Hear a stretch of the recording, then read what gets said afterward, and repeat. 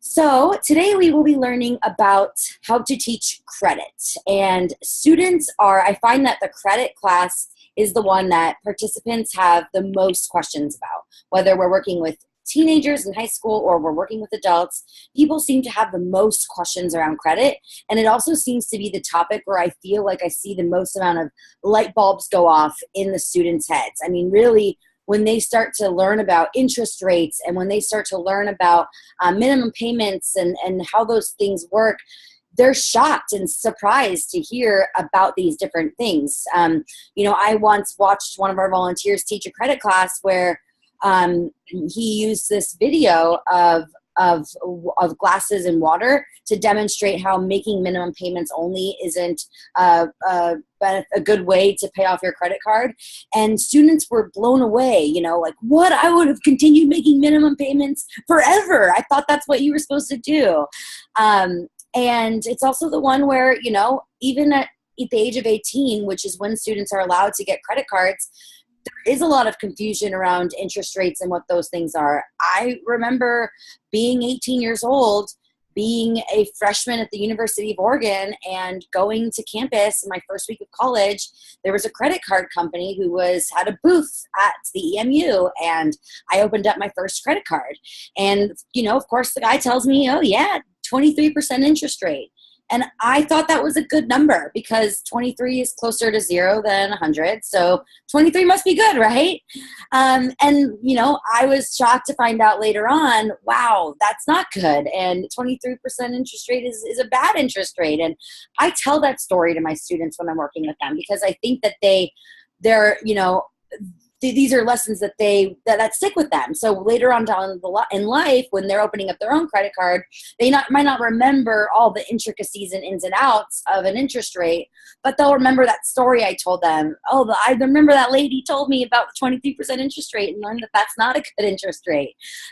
So I think that you're all experts in your field, and I think that sometimes I have people who work in the finance industry who don't necessarily do banking per se, and they don't necessarily feel like an expert in their field, but you are a person that these students look up to and want to listen to and really value what you have to say.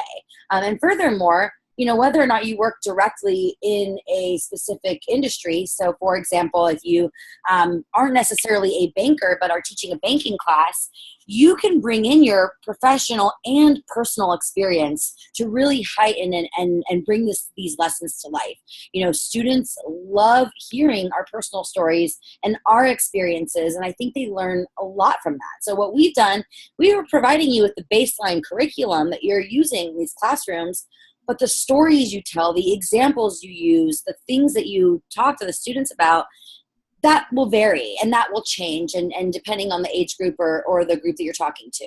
And that's another reason why we do these how to teach trainings.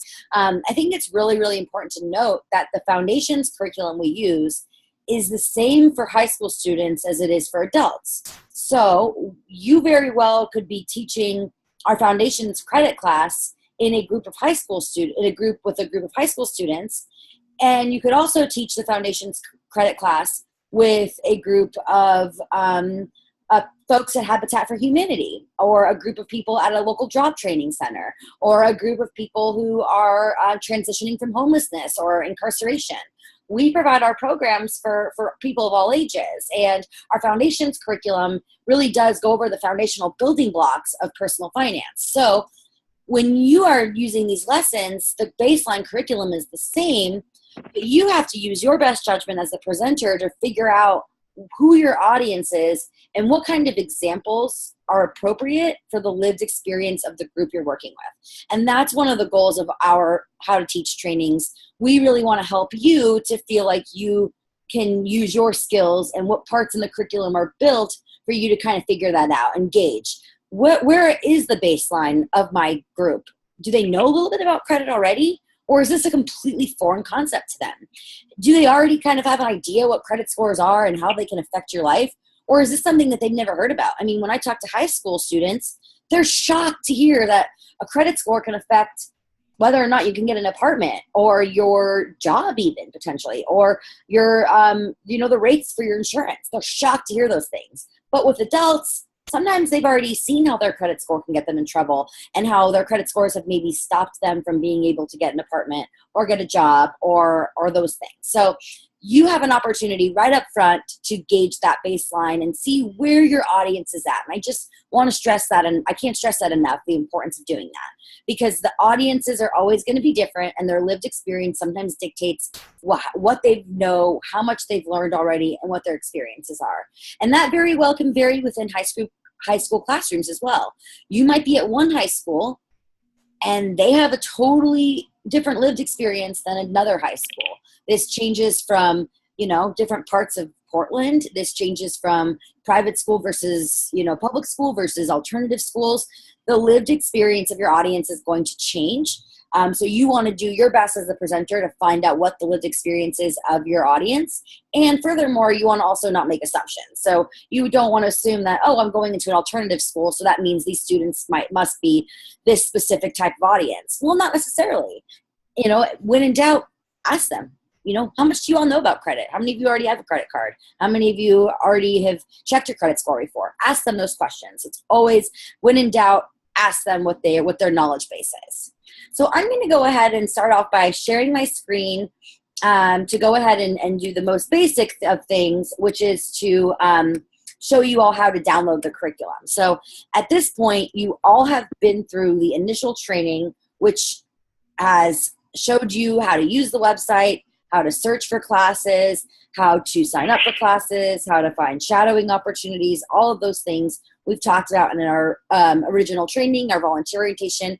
If you ever need refreshers of that, there is a recorded volunteer orientation that I can send you. So let me know if you ever need a refresher on those parts. There's also a really great nifty volunteer handbook that walks you through, how to sign up for a class, how to download the materials, and all those things. So resources are available for you in case, you forgot what you learned 6 months ago or a year ago or however long it's been since you went through the first training. But assuming that you've all been through that training, at this point, you all have a login for our website.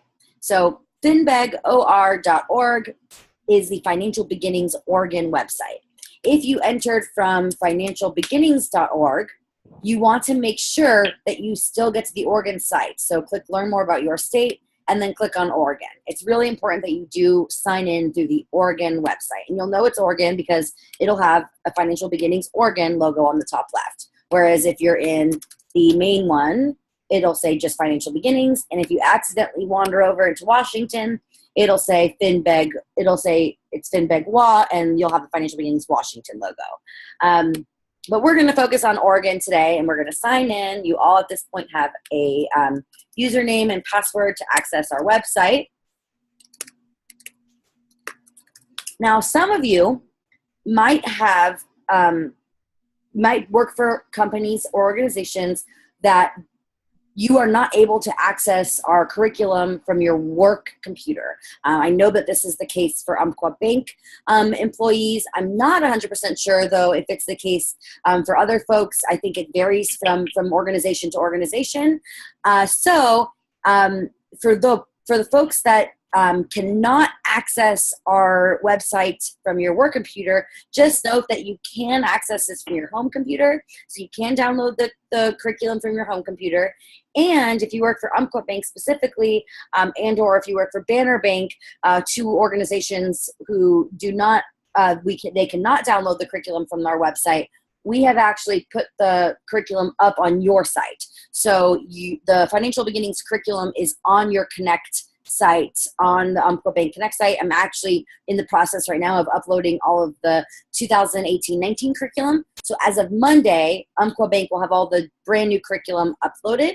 But if you want to look over things before then, you can do that by accessing this from your home computer. If you don't have a computer at home, you can also email me and just ask me, hey, Priscilla, can you shoot me over, the credit curriculum? I just want to take a look at it. No problem at all. I'm happy to do that anytime. So all of the curriculum is housed under our blue volunteer box. You'll want to click on the blue volunteer box and then click on classroom materials. And earlier I mentioned a volunteer handbook. That's down here at the bottom under volunteer resources. There's a handbook down here, and this handbook is interactive. You can click on it. It shows you screenshots and everything you would need to learn and remind yourself how to sign up for classes, how to shadow classes, and all of that. So if you want to kind of go through that and need a refresher, just wanted to point that out, that that resource is there and available for you. But today we're going to be focusing on credit. So there are 3 pieces to the Financial Foundation's credit course. The resource guide. This is the guide that the students get. Just a friendly reminder to all of you, this will be sent to the students in advance. So if this is a class that you have signed up through our site, or if it's a class that you have signed up yourself. So let's say you did this or decided you want to volunteer in your kids' classroom, or if you want to do this in an organization that you volunteer with. If you have set up the class with us, we will mail those folks the resource guide. So you don't have to worry about printing them. You don't have to worry about any of that, making sure you have enough for all the students. This will be pre-sent to the classroom in advance. So this is the resource guide. Then you have your presenter's guide. This is really the most important tool in your toolkit. The presenter's guide is really where, when you're preparing for a presentation, I strongly recommend that you start with this. You spend time reading it. I would recommend printing out a hard copy and really bringing it with you into the classroom when you go and teach. I have lots of volunteers who will, make notes in it, say, tell a story about the time I got my credit card here, tell this story here. So having a hard copy of the presenter's guide is really great. If you don't have the ability or access to print a copy at work or at home, let me know. We can print you a hard copy of the presenter's guide. We do have a budget for getting hard copies of these, so that's always an option. So all you have to do is just shoot me an email. Hey, Priscilla, I'd love a copy of the presenter's guide, and we'll get that set up for you.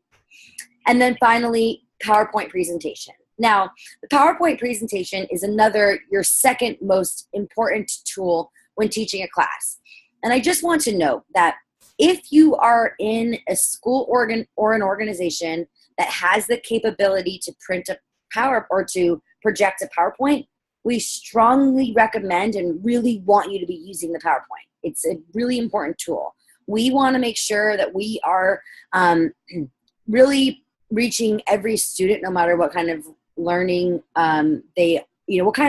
everyone retains and learns information in different ways. And we want to make sure that we are, reaching all kinds of students, no matter what the way they learn is. So for students who are audio learners, you're there talking to them. For students who are visual learners, they have that PowerPoint there right in front of them. For students who like to write things down, they have the book right there in front of them. So we want to use all of the tools. Now, that being said, there are some cases where you can't use the PowerPoint. In some cases, we are in correctional facilities, youth and adults, where guess what? We're not allowed to bring a projector, and they don't have a projector there. So in those cases, you have your presenter's guide. The students or the participants have their resource guide, and those are plenty fine to teach from. Another case where you might not have the ability to project a PowerPoint is, guess what? Technology fails us sometimes. So even if the classroom says, yes, this classroom has the ability to project a PowerPoint, sometimes technology fails us. And that's okay. If that happens, roll with the punches and, teach the class anyway. When you sign up for a class, it will tell you right away whether or not that classroom has the ability to project PowerPoint. So let's just go ahead and look, and let's see. I'm teaching, let's say I'm teaching this class at Bend High School. If I scroll down, on-site projector. Classroom has the ability to project a PowerPoint, yes or no. It'll tell you right off the bat whether or not they do or they don't. And then once you have signed up for a class and you're all set up, you will then be introduced to the teacher. And in that introduction, we will ask the teacher or whoever the coordinator is of the class and say, hi, Brian's coming to teach your class, your banking class next Thursday. He's going to be bringing a PowerPoint. What's the best way for him to bring his PowerPoint? Now, when I go into a classroom, I bring the PowerPoint in 4 ways. I do 4 things. First, I bring it on a flash drive. Second, I email it to myself. Third, I email it to the teacher. And fourth, I print a notes view copy. Notes view copy looks like this. You go to print, and then you want to click on the layout and click on the notes view.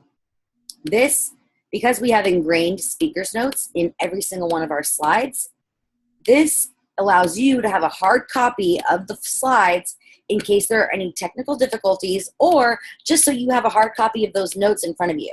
I think having this is a really, really important way to just have a safeguard and a backup, and just a great way to have your notes right in front of you. So that's what I do, regardless of what the teacher has told me. You know, if the teacher says, oh, just bring it on a flash drive, I still do all of those things because I think that it's just really important.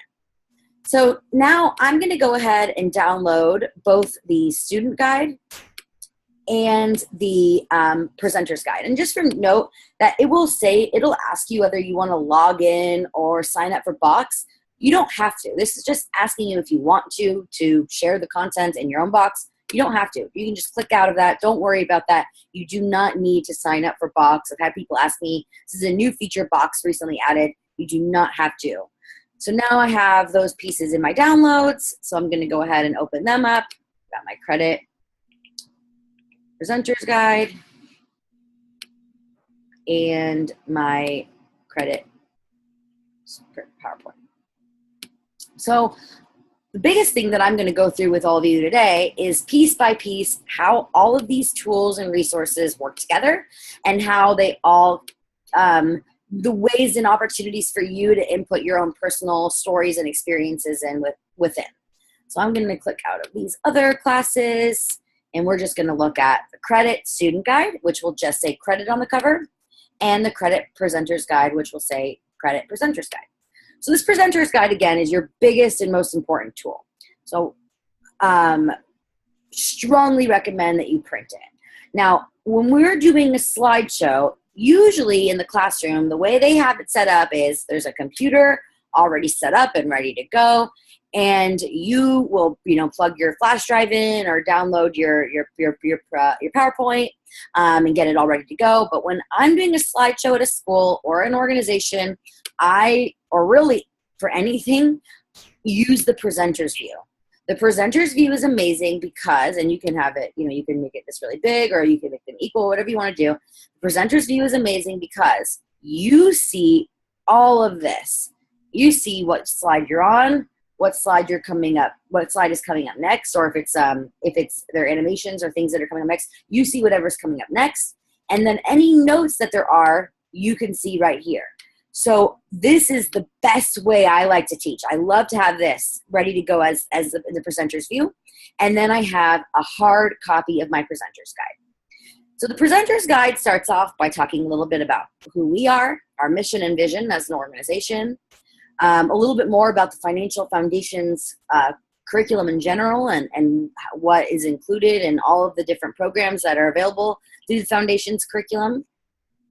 An overview and timeline. So just so in case let's say you're doing a 2-session class. If you stopped at lesson 2 last time, if you're picking right up at lesson 3, okay, I'm going to start that up on page 14. All of the different tools that we provide for you. So all the different tools that are available as part of the Financial Foundation's resources. So volunteer website, the resource guides, the slides, the presenter's guide, the tutorials, all of these things, and the tools that are available for you as a presenter. Then you have here a list of the credit summary and the objectives of the credits class, of the credit class. And you'll notice that these objectives match with the objectives that the students have on the first page. So session objectives. And if you're looking at the PowerPoint, the session objectives are always the second or third slide. It'll say, what are we doing today? And these objectives, all 3 of these pieces match. Now, it's really, really, really important that you read these objectives to the students. We have what we call an 80-20 rule. 80% of the curriculum should be as we've packaged it, as we've presented it, because we are meeting standards and we are reaching certain goals, and we've done lots of research on the best way to meet these goals. So it's really important that you do read the standards or do read the objectives to the students. And that's the one thing we ask that you do not change in the 80-20 rule. And again, there's always going to be a slide dedicated to it in the case of any class where there are slides. So, pathways, foundations, those classes, they will have a slide that is dedicated to the objectives. So just please read those off to the students. So each of the presenters guides follows this exact same flow. So if I were to be looking at the budgeting presenters guide, if I were to go to page 5, it would have the budgeting objectives. They are all pretty much lined up almost identically, which is really, really nice, because then again, if you're teaching the credit class, or if you've shadowed the credit class, or then you go and you're teaching budgeting and you're thinking, well, I've only shadowed or seen the credit class and taken the, how to teach credit webinar, just know that they're all really similar. So once you've done the credit class, it is really, really similar to the other ones. So then you'll have the overview and timeline. And again, this is the same for all of the sessions.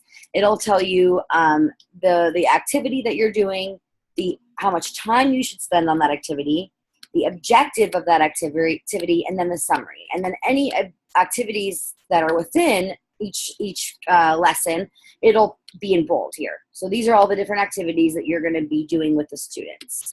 Here's how much time you should spend on each of these different sessions. So this is a really nice tool for all of you, because if you're ever in a situation where you're in a class that doesn't have 90 minutes, or maybe has more than 90 minutes, you are able to see, okay, where should I take some of that off? Okay, I only have an hour, so what do I do? Where can I take 30 minutes out of that lesson? So that's really, really nice to have that timing there. And then we've walked through all of the different pieces of the resource guide, so where you're going to be referring the students to and where things are. Now, you'll see here that there are activities and appendices. The difference between the activities and the appendices: activities are things that you're going to do with the students in the classroom while you're there. So page 6, you'll be going through a credit profile of Sasha, 7, Steve, 8, Ava.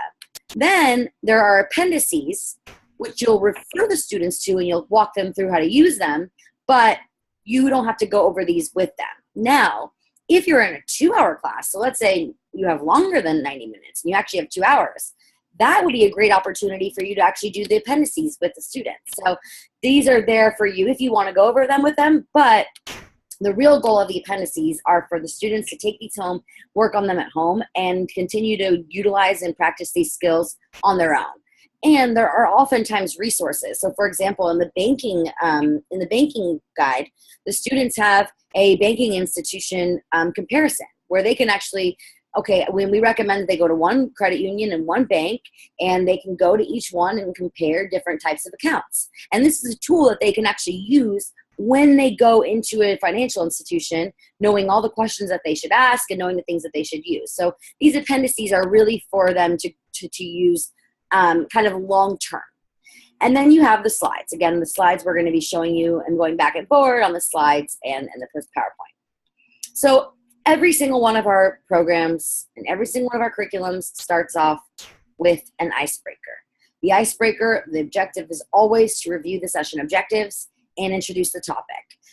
There's a hidden objective too with the icebreaker, and that is to find out where the baseline of your students are and what they already know. It's also an opportunity to introduce yourself. So when you're starting out, before you've even started, when you're going through and introducing the topic of credit, this is your opportunity to talk about who you are, why you're there, and why this is important to you. So come up with a little, 2-minute introduction of who you are, where you work. I mean, that's really important. A lot of students recognize the names of your credit unions or banks. They know who you are. They've seen your commercials. Maybe their parents bank with you. They know who you are. Or even if they haven't heard of your credit union or bank, they are excited to hear about the experiences of somebody who works in that industry. Maybe they've never talked to a person who works for a bank or credit union. Maybe they've never even, considered that. And maybe there's a student in that classroom that might be thinking, especially at the high school level, these kids are exploring career opportunities. They might be thinking, wow, maybe I want to do that. Maybe this person's career is something I want to do one day. So it's really, really, I think, a really great opportunity for you to introduce yourself, introduce the topic, and make it personal. Really dive into who you are, and what your personal story is, because you never know what student in that classroom might identify with you and might be like, wow, if she can do that and she can end up where she's at, maybe I could do that too. We have a similar experience. We have similar life backgrounds or whatever that is. So then the lesson will break it down. It'll say, okay, we have the time, the objective. Okay, these are the pages we're going to refer the students to where they can follow along. These are the slides we should be on. And then this is the discussion. So the first icebreaker for credit shows photos of 6 stars: Willie Nelson, MC Hammer, Drake Bell, Mike Tyson, 50 Cent, Walt Disney, and asks, what do all these stars have in common? And the answer is all of these stars have filed for bankruptcy. So participants, they really, really enjoy hearing about the ways that in life that we have screwed up. So they love hearing about your personal experiences. So, so when you're introducing this topic, recall some ideas of maybe when you first got your credit card, or maybe a time you charged too much, or maybe a time you paid a bill late, or, maybe a time that you learned about interest rates. That's a story I tell. So this is your opportunity to start off the lesson. It's a fun way to kind of get going and engage with the students. Then you'll go into the objectives, and you can have the students follow along on, as we said, page 1, session objectives. And sure enough, we go to page 1. Here are the session objectives. And I'll even have the students read the objectives. Okay, who wants to read objective number 1? Who wants to read objective number 2? Anytime you can engage your students is always a good thing. So then we'll get into the next lesson of credit, which is understanding what credit is, how to establish it, and how to avoid becoming a victim of fraud. The students can follow along from pages 2 through 4, and then here are all the slides that you'll be on. So you'll start off with the slide, what is credit? And you'll know that you're done with this lesson when you get to the how you or someone you know been a victim of fraud. Here's the discussion. So start off, what is credit? And anything that's in the thought bubble, ask the students that question. This is your opportunity to find out where their baseline is. What is credit? Ask them that question. Really, and ask them, what's credit? What is it? And let them tell you what they think credit is. Then get into the next question. Why would someone lend money? Why would you? And then they can kind of tell you their answers, and then you can kind of get into some of those things, such as, what credit is, and we have the definition here. It's the ability to borrow money or obtain goods by paying little or no money at the time of purchase, and then paying back by making payments over time. The advantage to the person or institution lending you money is the promise to pay back the amount that you borrowed plus interest. And interest payments, the benefit for them is, hey, at the end of the day, interest payments often add up to much more than the amount they originally borrowed. And students will often be like, wait, what? They didn't realize that. They don't realize how interest can affect that, and how at the end of the day, it is beneficial for someone to lend out money because they will get more money at the end of the day. And they're always shocked to hear that. Credit tends to evoke a lot of emotions for individuals, so we want participants to understand that debt is not necessarily a bad thing because it can provide leverage to further one's position in life. For example, obtaining student loans or a mortgage are good examples of leveraging debt in a positive way, and you can explain that to them. And here is a slide on leveraging credit. So to explain this to them, because you might have people who immediately get into that, ooh, debt's a bad thing, ooh, debt's bad. No, that's not a bad thing, not necessarily. And it's important to understand that debt can be used as leverage to build your position in life. So you can show them these examples and tell them that. A lot of these students, they grew up in eras where maybe their parents experienced debt, and they've only ever heard debt as a bad thing or a bad word in their household. So explain to them that it's not necessarily a bad thing. So then you'll get into the next side, which is, why do we need credit? Where does it come into play? One's credit not only affects their ability to borrow, but it can affect other aspects of life, such as getting a job, getting insurance, or renting an apartment. And these are always really shocking for students. They're always kind of blown away. They're always, wow, I had no idea that my credit score can affect my ability to get a job or get a car, or later on down the line get student loans or buy a house. So explaining that to them really helps them to kind of have that light bulb of, okay, I do need credit. Credit's important, and that's not necessarily a bad thing. And having good credit can affect me later on in life. Or if they're adults, for them, it'll be, wow, these are all the ways that maybe I didn't know earlier in life, all the different ways that credit is important. And now I need to go back and either fix my credit score or change my habits up so I can improve upon those credit scores. So then we'll get into the lesson of how to obtain credit. So again, you ask them these questions. Do any of you already have a credit card? How did you get it? And there's, of course, a slide that walks you through those. Ways to establish credit. Again, you can walk them through all these different ways to establish credit. And all of these things, these are all opportunities. Every single one of these little bullet points is an opportunity for you to tell a personal story. So, maybe you have a story about a time you were a cosigner or you had a cosigner. You can make a note here that says, tell a story about the time I had to get a cosigner, or the time I got a secured credit card or got a department store card. I have a story about the way I established credit and how I did that, and I'm going to tell it. So then anytime there's an activity, it'll say right off the top of the thing, it'll say activity. And the great thing is that there will always be a slide for the activity. So this exercise demonstrates why credit would be denied. So you'll have 3 volunteers come up, and I recommend that you do this for all age groups, whether you're working with kids or you're working with adults or teenagers or folks that are your age. Still think it's a good idea to actually do these activities. Have 3 volunteers come up, and you have one person be the lender, and then one person be borrower 1 and borrower 2. And we've listed the scenarios out both on the slide, and we have them here in your presenter's guide as well. So you walk through these different scenarios. So scenarios, like the importance of an existing relationship.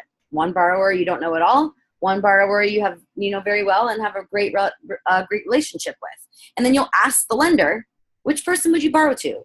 And you'll go through each of these scenarios and walk through them with the students. So then you're going to go ahead and walk through with them the responsibilities they have as a borrower. And again, there's a slide for this. So what are their responsibilities when they're borrowing money? So borrow only what you can repay, read and understand the contract, pay debts promptly, notify creditors if you cannot meet payments, and report lost or stolen cards promptly. So go through these different things. There are, bullet points on the slide, and then you can go a little more in depth with each one with these notes or with what's written here on the presenter's guide. So, and again, any chance where any of these things trigger a personal story, oh man, I remember a time I didn't read or understand the contract. Tell that personal story. Or a time you didn't pay a debt on time. Tell that personal story. Or a time that you were able to talk to a creditor and have an opportunity to work with them, chat with them about how you could make those payments. So any chance you have, or if any of these trigger a personal story from your life, tell that story to the students. So then you'll walk through what you can do. What if you can't pay? So to go through that, again, you'll have these bullet points, what to do if you're in a situation where you cannot pay. And then you'll go ahead, and if you look on the slide, there are all of those bullet points: keeping in contact with creditors, credit counseling, how negative marks show up, and then bankruptcy, and what those things will look like. So walk through each of those things, and then again, we have more in-depth information on each of those pieces in the notes. So this is just what they're seeing, and they have those basic bullet points, but then you have more information here that you can tell them. So then you'll walk into what debts never go away through bankruptcy. So go ahead, and there's a slide for that. And you'll walk through the different debts that will never go away, and you can walk them through each of those different things. And then we're going to get into fraud. Have you or anyone you know been a victim of fraud? And you'll be surprised that even at high school level, some of these kids haven't had that experience. And then you can walk them through what to do if they are a victim of fraud. So here are all of the different things on the presenter's guide, and here they are on the PowerPoint as well. So it's really important to let them know that it's their responsibility to take care of these certain things if they've been a victim of fraud. Here are some facts that you can read to them about fraud from the Bureau of Justice Statistics. So you can read those off to them if you want.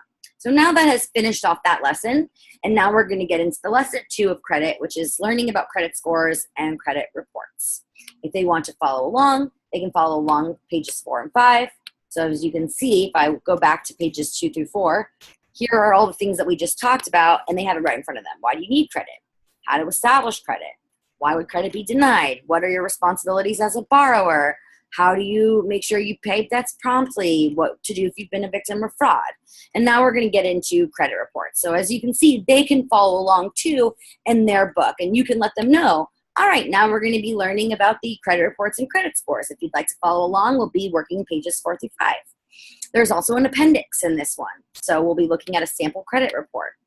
Then you'll be looking at going through these slides. So you'll start with the credit reporting agencies, which is this slide right here, and then we're going to end with what would you do if you have a good score of 780 and then make some mistakes. And then you'll get into the discussion. Again, so all of these lessons have the same breakdown every time. Resource guide, PowerPoint slides, discussion.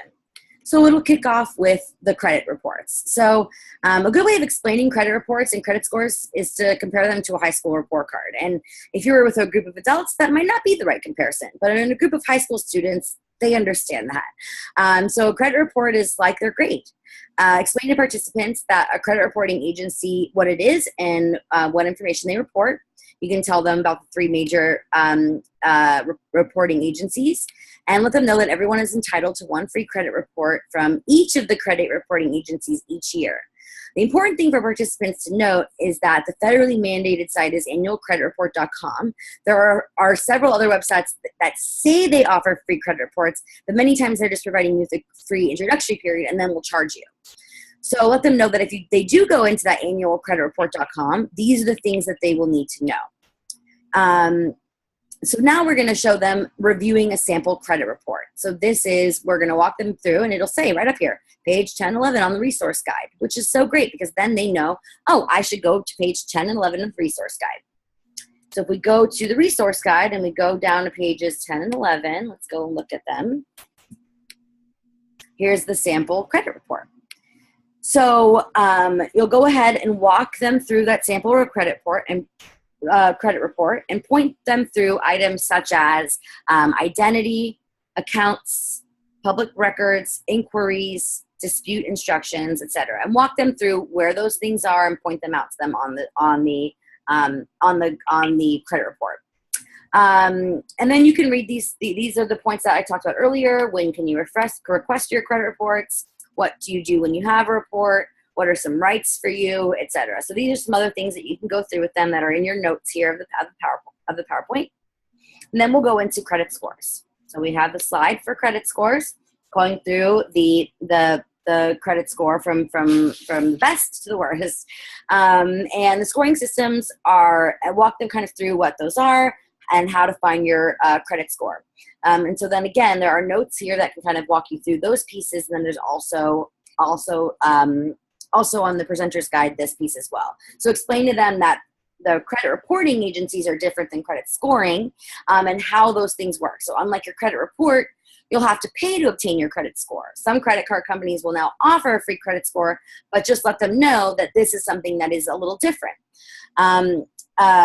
There's also a myfico.com, which has a credit score estimator that they can use for free. So then what makes up a credit score? What are the different pieces that go into it? You can walk them through those pieces.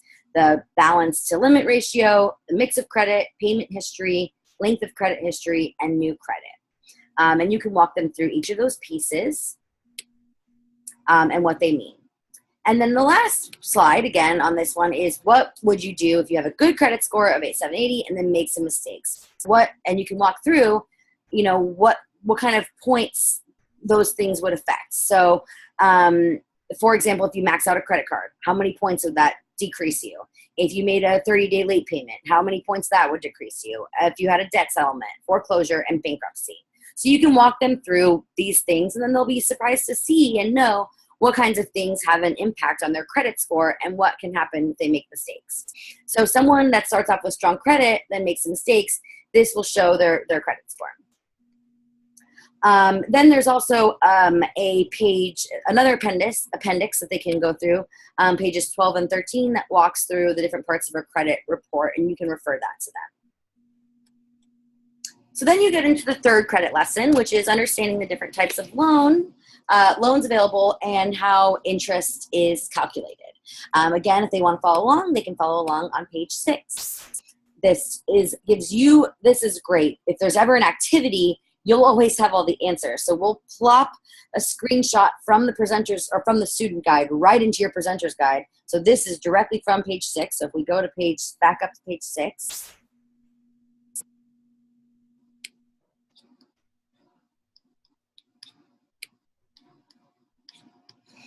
You'll see here, this is the credit profile of Sasha. They'll work on this. You can have them either work on it by yourself or in groups or in pairs.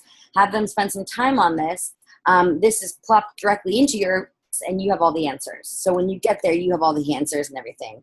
And then it walks you through the pieces from the resource guide. Then again, it will tell you what slides you're going to be on, and then we'll go through the discussion. So kick off this discussion with an in conversation around interest. And ask them, I mean, in a lot of cases, we don't even realize that we're using insider language that they don't even know. So meanwhile, I might have said the word interest rate 5 times, but they don't even know what interest rates are. So, explain to them what interest is, and how it's calculated.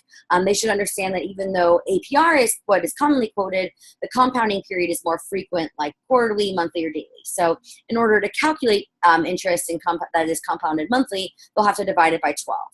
So just something for them to kind of think about as well. So we'll walk through how interests work, etc. There we go. So then we'll go right into the Sasha activity. So direct participants to the credit profile of Sasha on page 6 of the resource guide. Allow participants a few minutes to work through the activity individually or in pairs.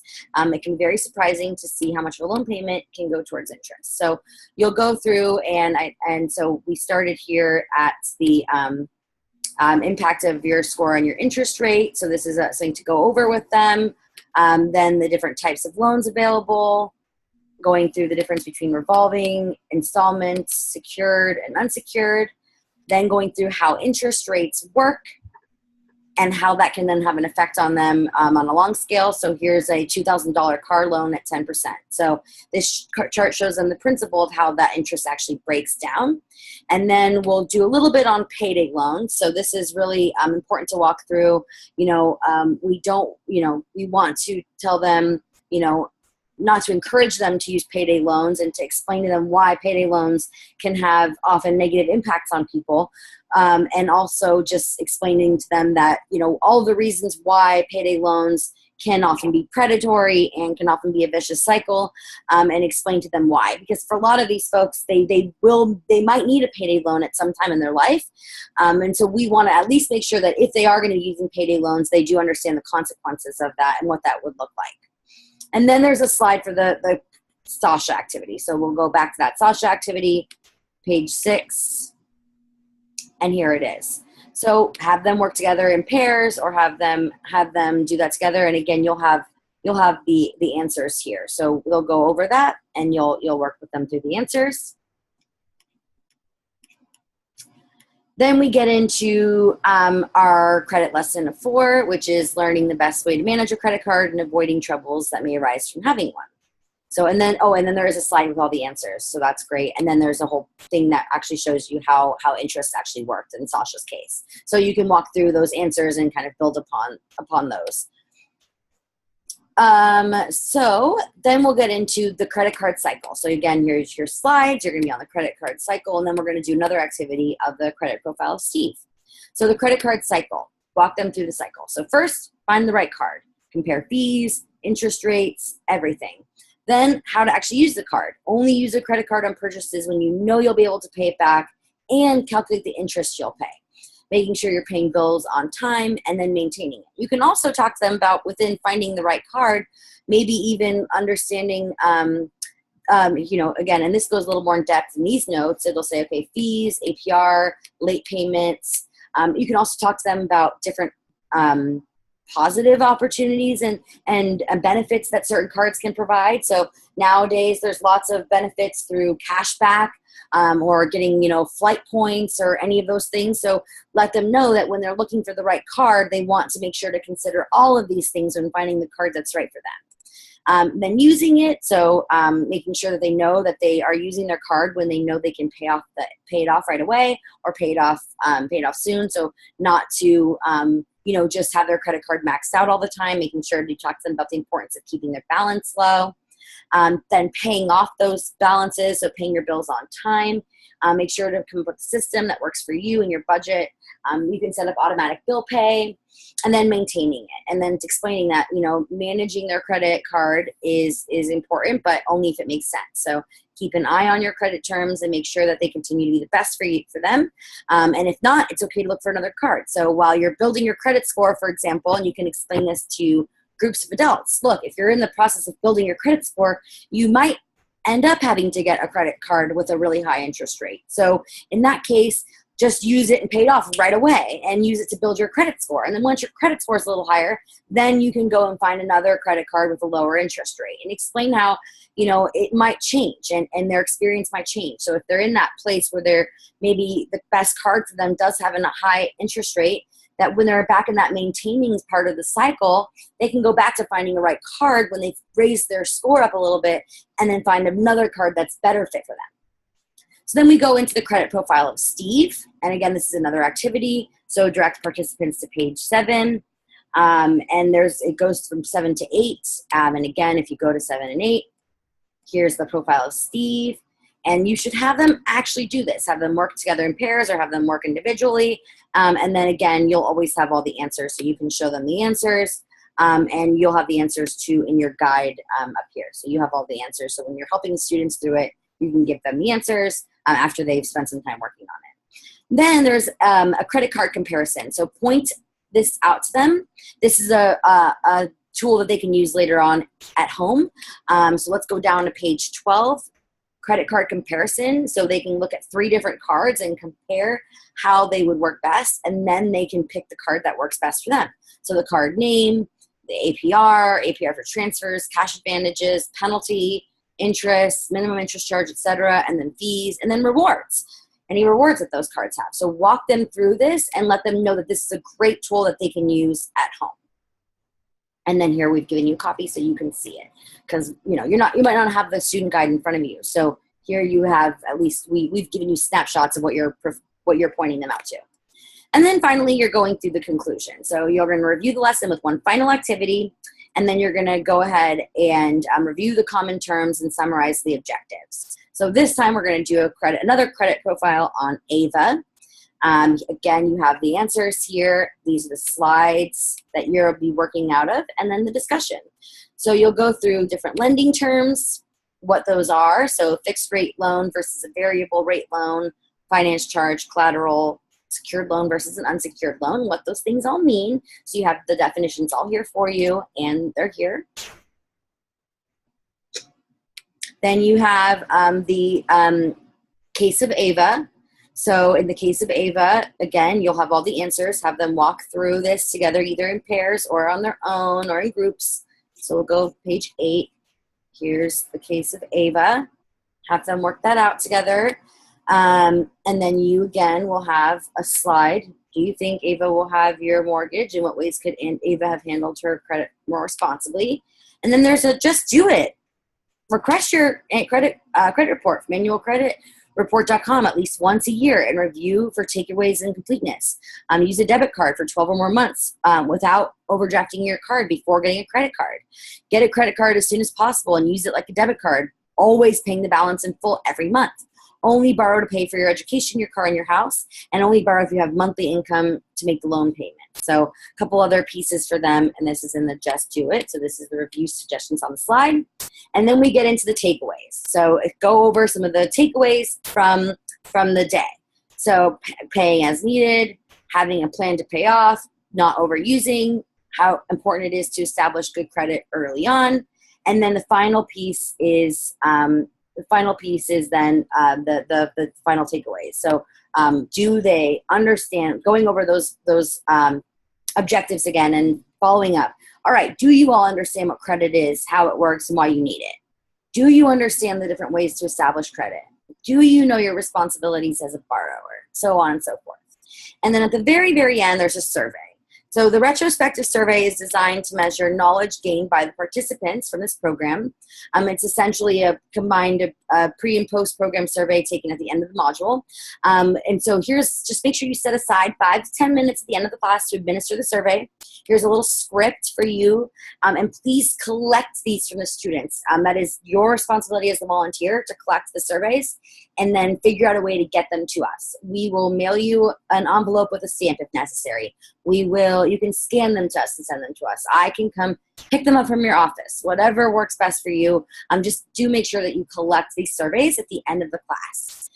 And so that is the end of the slideshow and the end of the credit presentation. Obviously, when you're going through it more in depth and doing it, it will take that full hour and 30 minutes. And when you're giving them time to do all the activities and when you're asking them those questions and having them share, it does take, a full 90 minutes is a good enough time to have that amount. So I'm going to go ahead and open it up for questions for all of you now. Does anyone have any objections to me keeping the recording going while we ask questions to see if maybe questions are ones that other folks at home might have? Anyone have any objections to that? Or would you like me to shut down the recording while you guys ask questions? No, I think that's fine. Okay, great. That was fine with me. Fantastic. Questions. What kind of questions do you all have?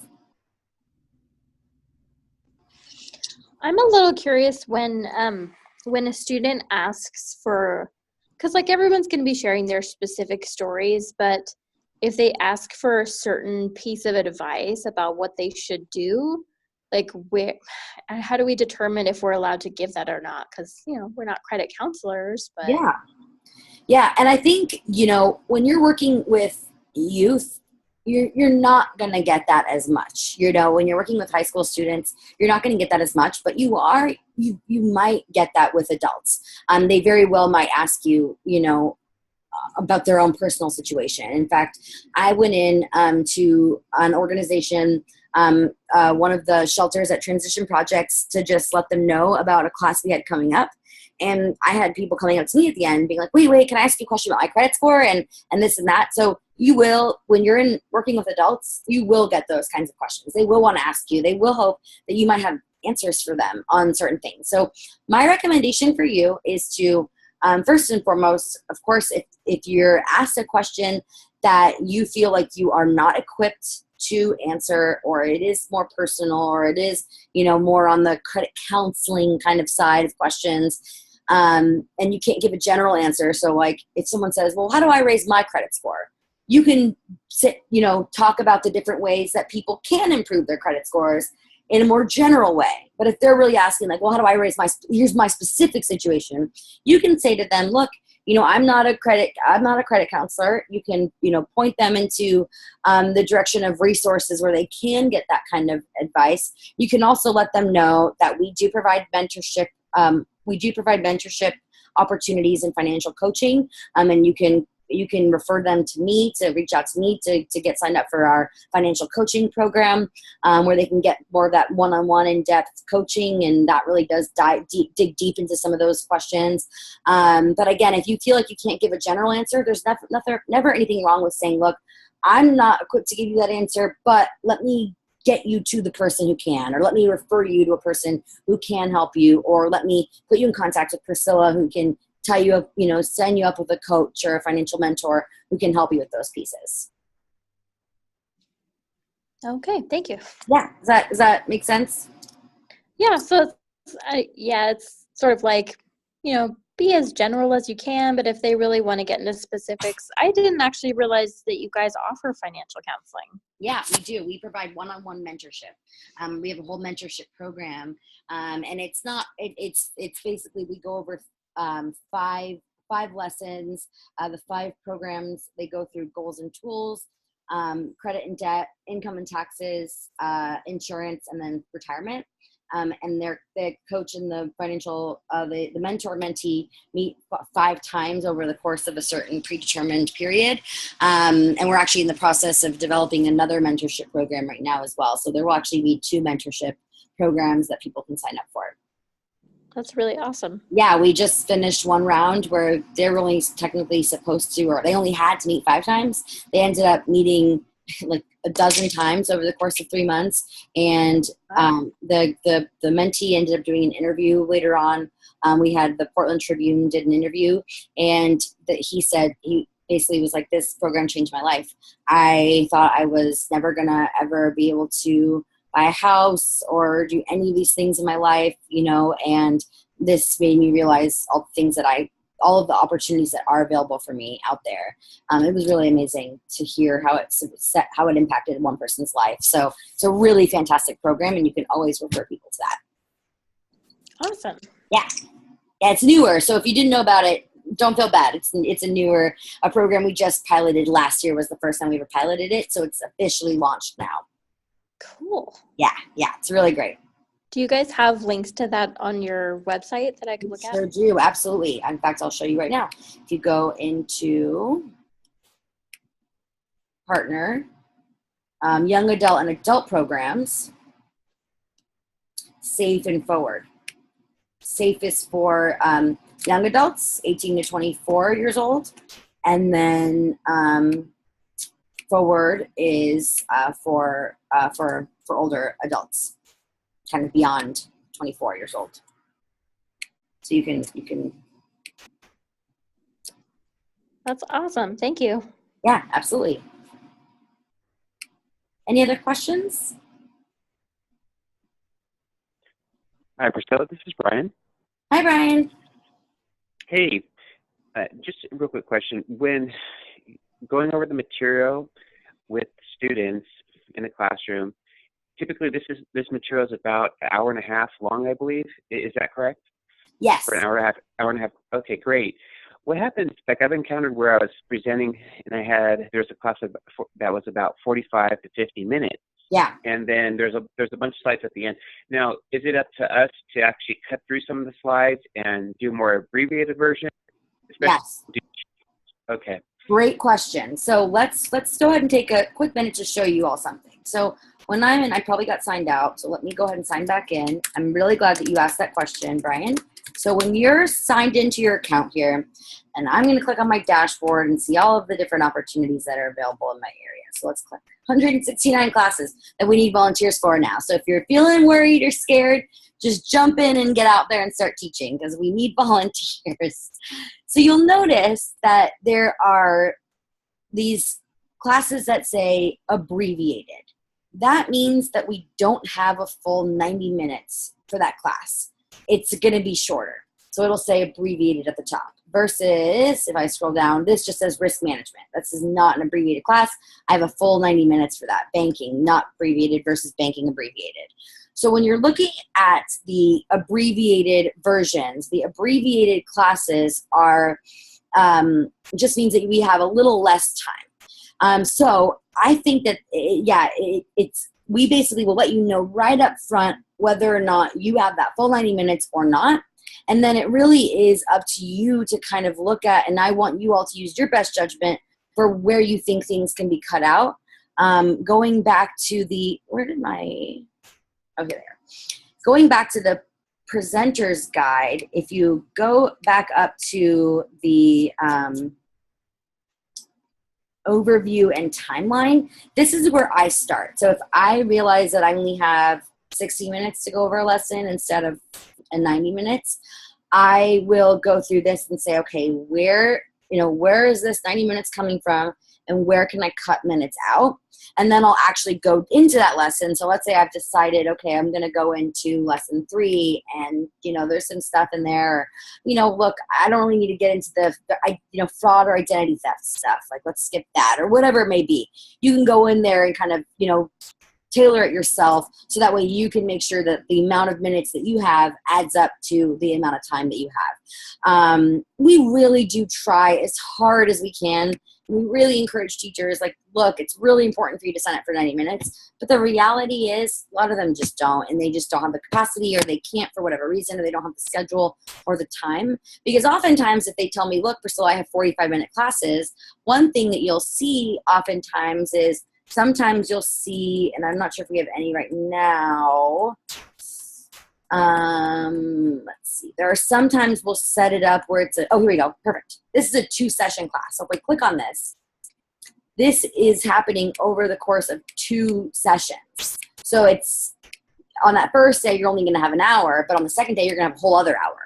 And oftentimes it'll be 2 45-minute sessions. So you will then be like, okay, great. Now I can use this overview and timeline to decide where do I want to stop day 1, and then where do I want to pick up day 2.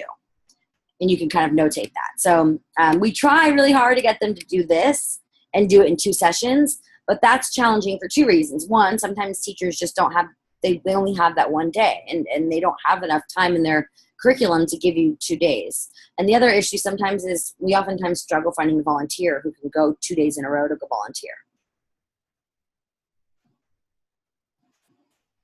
Does that make sense? Okay, good. Did I answer your question? Yes. Okay, great. Brian, I'd love for you to just take a minute to just talk about, what your experience has been like teaching so far, and how you have felt, the materials either, were user-friendly for you, and how you were able to easily just jump in. I'm really excited that you were so easily able to jump in, and kind of what did the flow look like for you? Because you started out by shadowing a couple first and then doing it. I'm curious to hear about how your experience has been. Okay, great. Thanks. Yeah, so the shadowing really helped out just to build some confidence and to see how to present the material and the flow. And then also, again, these webinars really help out because you're going through it and just absorb this material in your muscle memory. And then when you're out there presenting it to the classroom and having these handouts, it really, really helps out. One of the things actually then going into a classroom and presenting, what I found was my biggest challenge anyhow, was actually tailoring it to the target audience. So when presenting this material to 12th graders, it's a lot different than presenting to 6th graders. And whatever material that you're presenting, I had to keep in mind who my target audience was, because maybe 4th graders have a shorter attention span than 12th graders. And to be a little bit more entertaining and to be more interactive, I thought was very key. I think you even shared that with us here, Priscilla, where I could present the material like for 90 minutes straight, but reading the audience and reading these students, their facial expressions and their engagement, they would doze off. But when I would get them to be more interactive and ask them questions and ask them what they thought and how this material affected them, it really sparked the class, and it was really engaging. And so just like how you present to us here, I thought that was really good. And that was just a little tidbit I would like to share with everybody. Awesome. Thank you, Brian. Does anyone else have any other questions?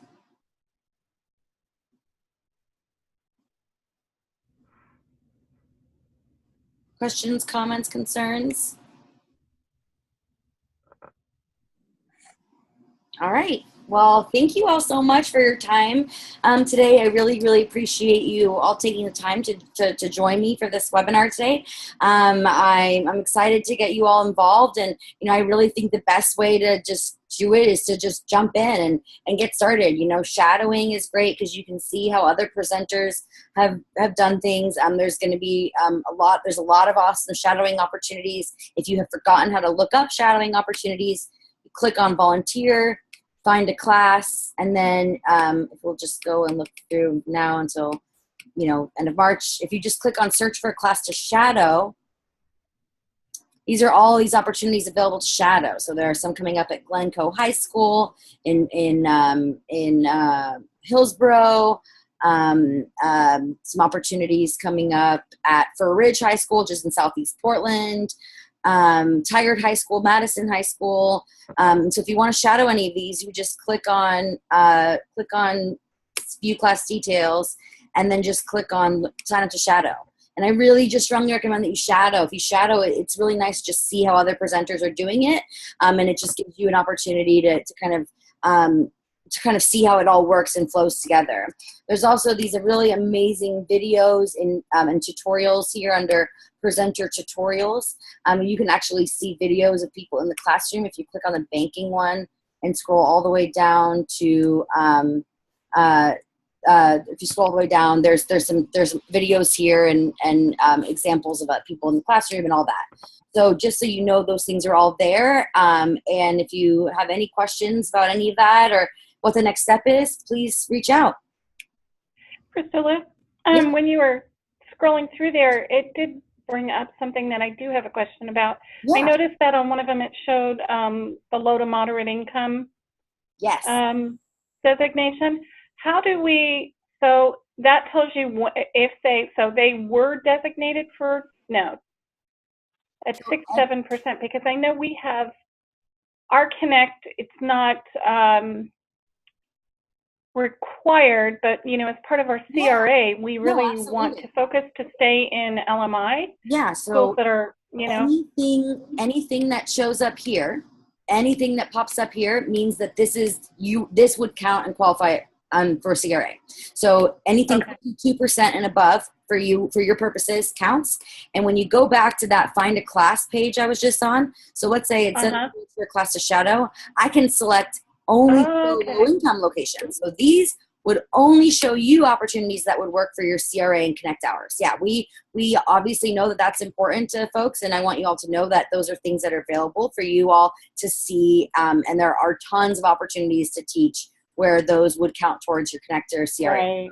And this list continues to grow. So this list keeps going and going and going and going and going and going.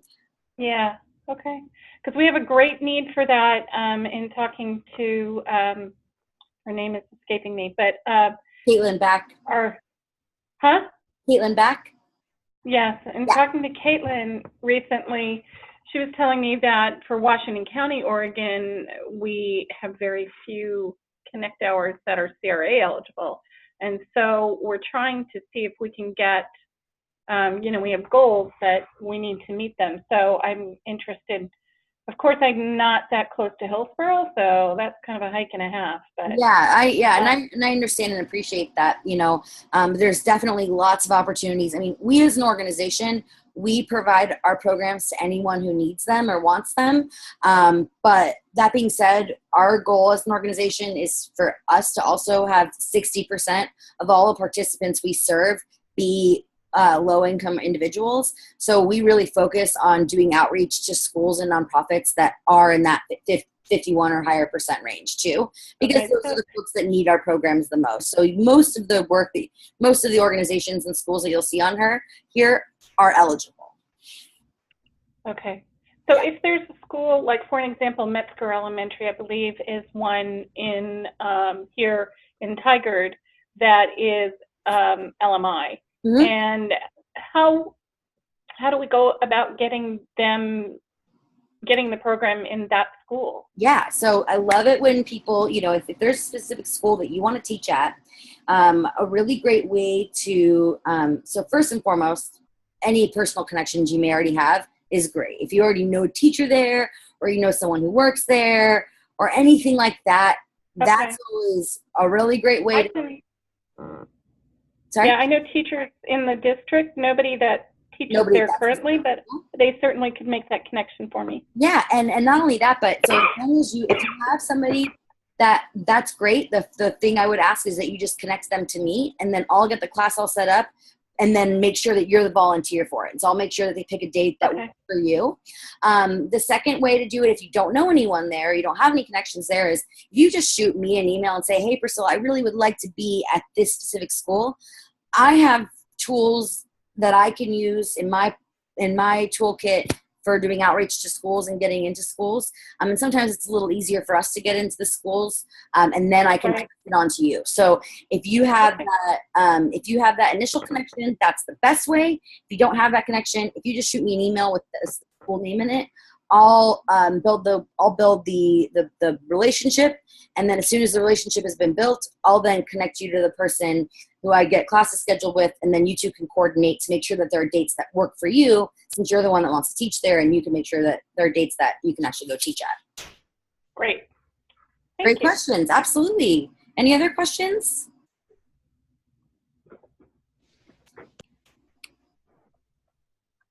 All right. Fantastic. Well, thank you all so much for your for your, participation, for being part of this, for your help. I really, really appreciate everything, all the time that you guys put into this. And I know that it kind of seems nerve-wracking at first, but my biggest goal for all of you is to at least shadow once within the next month. We have a huge need for volunteers right now, volunteers with your expertise and your knowledge base. So I challenge you to shadow at least once. And then once you shadow, I find that you're more likely to just want to keep doing it, and you'll realize that, oh, this is easier than I thought it was. So thank you all so much for your time. If you think of any questions that come up later on, please let me know. But in the meantime, I look forward to continuing to work with all of you.